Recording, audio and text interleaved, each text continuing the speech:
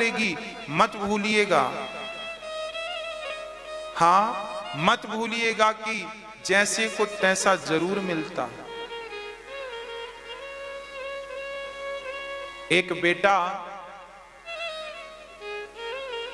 अपनी माँ से कहता है, माँ आज पास में ही पार्क में मंदिर में भंडारा चल रहा है, आज आप भंडारे में खा लेना, हम होटल जा रहे हैं फैमिली के साथ। तो बेटा बहू नाती पोता जाने लगे। अब बूढ़ी माँ को कह दिया भंडारे में खा लेना, तो वो कैसे मना करे, मजबूर माँ। देखो बुढ़ापे में माएं मजबूर हो जाती हैं,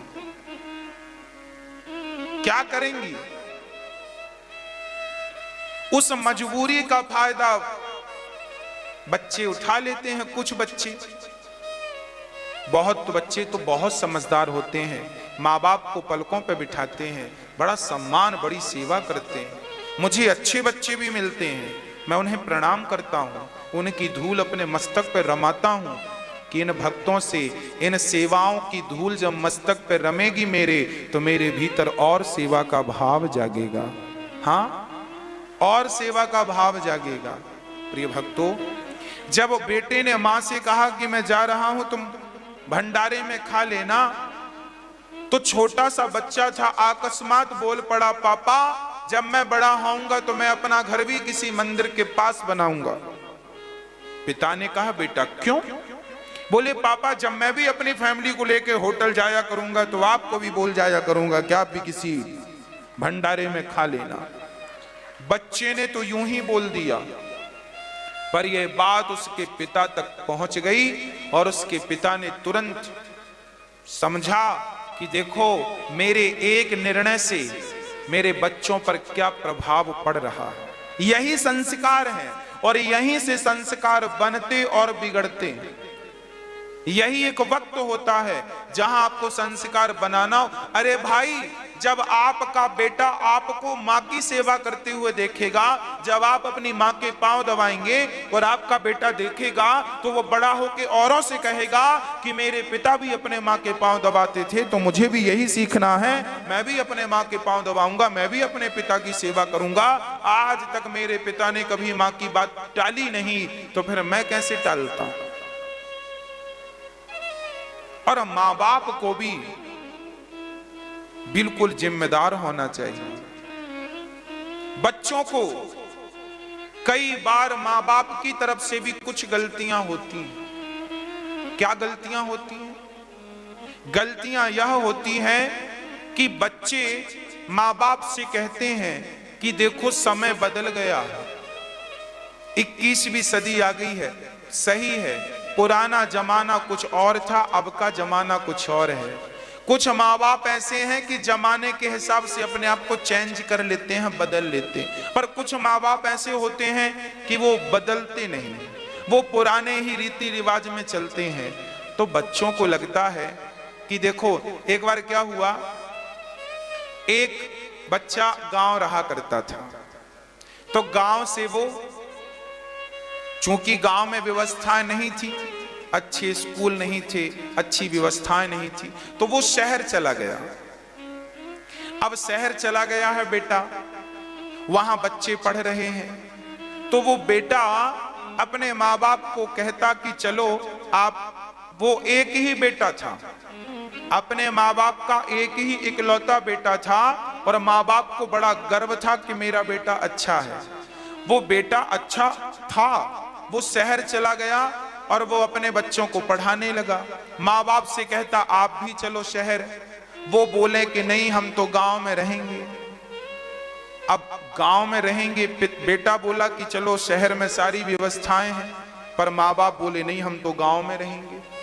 अरे भाई, गांव में यदि देखो, वो अलग जमाना था कि तब गांव में रह के भी सब चीजें संभव थी, पढ़ाई थी, लिखाई थी, पर आज के माहौल में लोग गांव में अपने बच्चे को कहां पढ़ा पाते हैं, कोई अच्छी व्यवस्थाएं, अच्छे स्कूल नहीं है, तो फिर शहर की तरफ भागना पड़ता है। तो फिर माँ बाप को भी थोड़ा सा कॉम्प्रोमाइज करना चाहिए, थोड़ा सा समझौता करना चाहिए। बेटा बुला रहा है कि आओ वहां सेवा करेंगे, पर माँ बाप आने को तैयार नहीं। और फिर माँ बाप ये कहें कि हमारा बेटा सेवा नहीं करता, तो फिर ये और गलत है। कई बार माँ बाप बच्चों की मजबूरी नहीं समझते। माँ बाप की भी कई बार गलतियां होती हैं। कई बार माँ बाप भी बच्चों के अंदर चाहत तो है कि मैं अपने माँ बाप की सेवा करूं। आज बहुत सारे बच्चे ये चाहते हैं कि सेवा करूं, पर माँ बाप ही सेवा का अवसर देते नहीं है, मजबूरी है। और माँ बाप उस मजबूरी को समझते नहीं। अब कैसे समझाया जाए? इसलिए प्रार्थना मेरी माँ बाप से भी है कि आप भी अपनी बच्चों की मजबूरियां समझा करो। थोड़ा सा कॉम्प्रोमाइज तो करना चाहिए, थोड़ा सा समझौता कीजिए, थोड़ा सा करिए। थोड़ा सा बच्चे समझौता करें, थोड़ा माँ बाप समझौता करें। और देखिए आज के जमाने में, पहले हम लोग जमीन में सोते थे, अब घरों में बेड आ गए हैं। जमीन में सोने की परंपरा लगभग खत्म हो गई है। तो जमाना बदला तो हमें बदलना पड़ा कि नहीं? हम भी जमीन में सोते थे, अब पलंग में सोना पड़ता है। कभी कभी अभी भी सो जाते हैं जमीन में। तो भाई जमाने के हिसाब से बदलना पड़ेगा कि नहीं? जैसा समय आए वैसा बन जाओ। माँ बाप, कई माँ बाप तो बन जाते हैं, पर कुछ माँ बाप नहीं बन पाते। तो मैं उन माँ बाप से हाथ जोड़ के प्रार्थना करूंगा कि देखो बच्चों की मजबूरी है, तो उनकी मजबूरी में आप भी सम्मिलित हो जाएं। और वो आपकी सेवा चाहता है करना, पर आप अवसर ही नहीं देते, तो क्या करेगा वो? इसलिए गलती सिर्फ बच्चों की है ऐसा नहीं कहा जा सकता। कुछ गलतियां बड़े बुजुर्गों से भी होती हैं। तो जो गलतियां बच्चों से हो रही हैं वो गलतियां बच्चे सुधार कर लें, जो गलतियां बड़े बुजुर्गों से हो रही हैं वो गलतियां बड़े बुजुर्ग स्वीकार कर लें, सुधार कर लें। आपका घर स्वर्ग बन जाएगा और बड़े प्रेम से आप सुखमय जीवन व्यतीत करें। हाँ, बहू कई बार चिड़चिड़ी होती है, कई बार सास भी चिड़चिड़ी होती है, तो चिड़चिड़ी बहू को भी एक्सेप्ट कर लीजिए और चिड़चिड़ी सास को भी एक्सेप्ट कर लीजिए, स्वीकार कर लीजिए। देखिए यही समाधान है। शिकायत किस किस की करने जाएंगे? चलो बहू अच्छी नहीं है तो समझाओ, अच्छी नहीं है तो अच्छा बनाओ ना। मैं भी अच्छा नहीं था, मैं भी जब पहली कथा सुनाया था तो वो कथा बहुत अच्छी नहीं सुनाया था हमने, हमसे आती नहीं थी कथा, पर अभ्यास करते करते करते करते ठाकुर जी ने, अब आप लोग ही कहते हैं कि आपकी वाणी से सुनी कथा समझ में आती है। तो देखो लगभग 400 कथाएं होने को आई।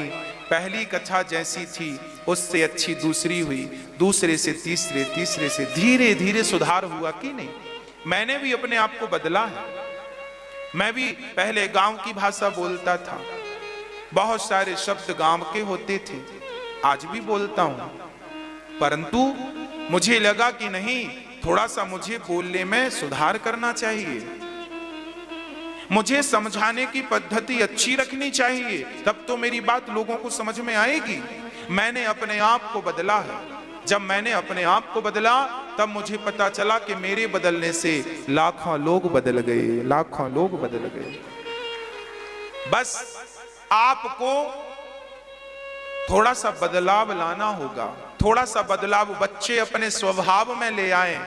थोड़ा सा वो आदमी जब जगन्नाथ जी गया तो वहां देखा कि कुछ लोग मंदिर के बाहर भूखे कीर्तन कर रहे थे, कुछ महात्मा थे कीर्तन भूखे कर रहे थे। इन्हें पता चला कि आज सवेरे से इन्होंने कुछ नहीं खाया। तो ये आदमी बड़ा गरीब था, पर इसके पास सेठ जी के 100 रुपए थे। वो सेठ का मुनीम था। सेठ ने 100 रुपए दिए थे कि दान पात्र में डाल देना, हुंडी में डाल देना। और इस आदमी ने देखा कि यहाँ कुछ साधु भूखे बैठे हैं, तो उसने प्रसाद लाकर उन संतों को प्रसाद पवाया और 98 रुपए का प्रसाद पवाया। 2 रुपए बचे तो हुंडी में डाल दिया। रात को सपने में जगन्नाथ भगवान ने सपना देकर कहा कि सुनो सेठ जी, तुम्हारे 98 रुपए तो पहुंच गए, पर तुम्हारे 2 रुपए नहीं पहुंचे। सेठ को लगा मैंने मुनीम को तो 100 रुपए दिए थे, क्या जरूरत पड़ गई उसको, क्या किया होगा। जब मुनीम जी वापस आए तो मुनीम से कहा, सेठ ने, क्यों तुमने 98 रुपए चढ़ाए, 2 रुपए नहीं चढ़ाए। मुनीम ने कहा, सरकार आप उल्टा बोल रहे हैं, मैंने 2 रुपए चढ़ाए हैं हुंडी में, 98 रुपए तो साधु संतों को भूखे थे तो प्रसाद पवा दिया। तब सेठ समझ गए कि जो संतों को प्रसाद पवाया वो तो भगवान तक पहुंच गया, और जो हुंडी में डाला था वो भगवान तक नहीं पहुंचा। क्या अर्थ है इसका? यह अर्थ यही है कि जब आप सहयोग करते हैं, अन्न क्षेत्र यहां चलता है, आप जो भी सहयोग इन माओं की सेवा में अन्न क्षेत्र में करते हैं, और जो अन्न क्षेत्र में सेवा होती है, जो लोग पेट भर के प्रसाद पाते हैं, समझ लेना कि वो उनके पेट में नहीं गया, वो भगवान के पेट में। जब भगवान गए, सारी गोपियां व्याकुल विरह में पुकारने लगी, जयति तेधिकं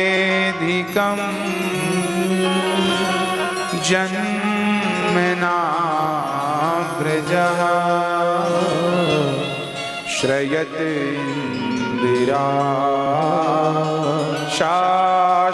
शाश्वतद्रिहि दयति दर्शिता दीक्षुता विकास त्वयि धृता सर्वस् त्वां चिन्वते सरदुदासने साधुजात सरसि जोदरा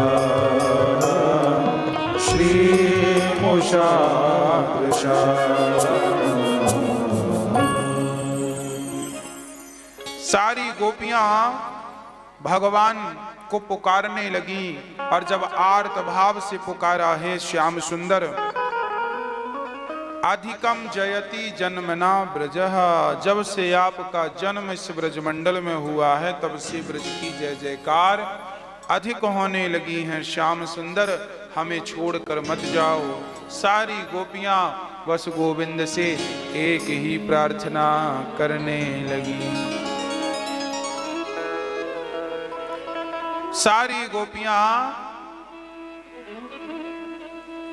कहने लगी, हे श्याम सुंदर,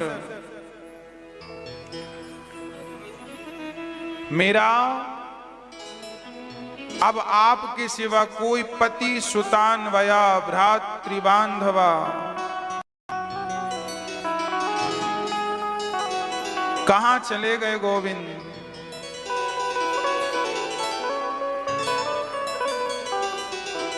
ऐसी तम करे तूने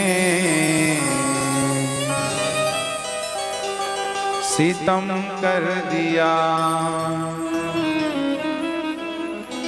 प्यार के बदले तूने जख्म दे दिया। ऐसी तम करे तूने सितम कर दिया। ऐसी मालूम तेरी जो होती मुझे, अपने दिल में न हरगिज बसाती तुझे। मैंने अनजान में जान का ये कहकर भगवान श्री कृष्ण जब गए